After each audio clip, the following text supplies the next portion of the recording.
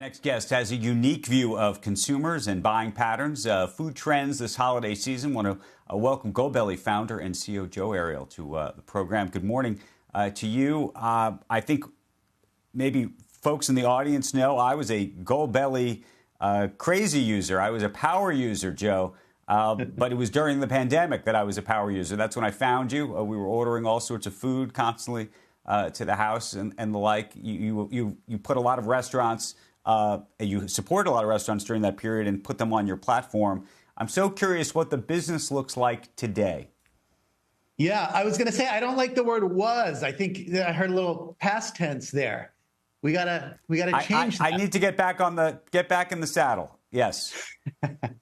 Yeah, business is going great. Post pandemic, last year was certainly challenging as we found the new normal after the craze of the pandemic. As you guys probably remember, I mean, we were up 300% that year.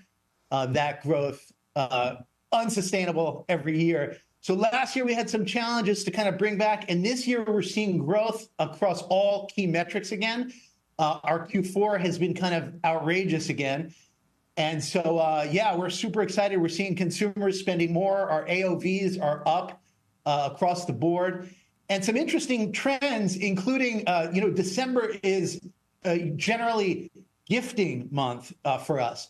But what we're seeing this year is gifting is up, but self-gifting is up even more. So a lot of people, I guess, based on everything that's going on in the world, seeking comfort. And so all of our classic comfort food categories are up through the roof this year.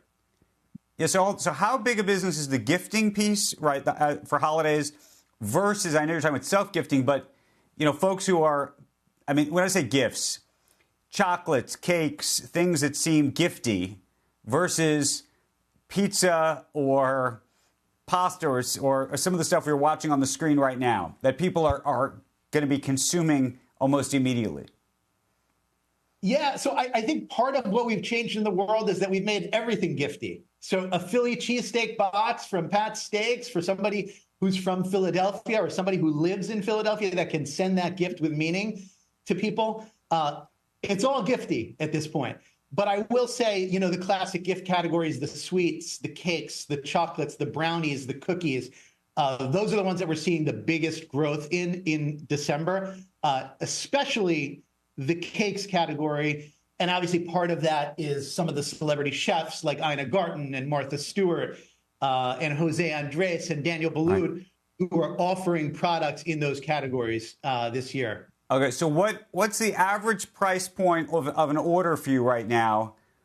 And let's do price point plus shipping, because shipping, oftentimes it has to ship with dry ice and other things, so it's heavy. So it's pricey. Yeah. Yeah, so most of the products on the site are shipping inclusive.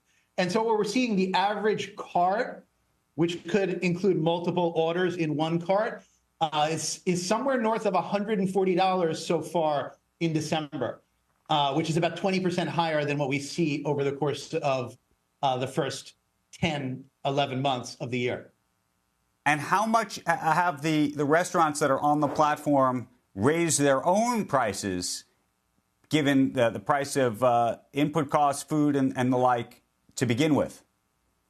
Yeah, so that's been a gradual process over the last 2 years, and we work collaboratively with our restaurant partners. So, somewhere in the neighborhood of 4 to 5%, I would say, average wholesale price increases on the site in the last 12 months. Okay. Joe, I got to get gifty. And now that I'm not going to just think about it as chocolates and cake and the like, I'm going to try to get a little bit more creative about it. You got to get back in the game. You got to download the new app, and you have to explore food with us.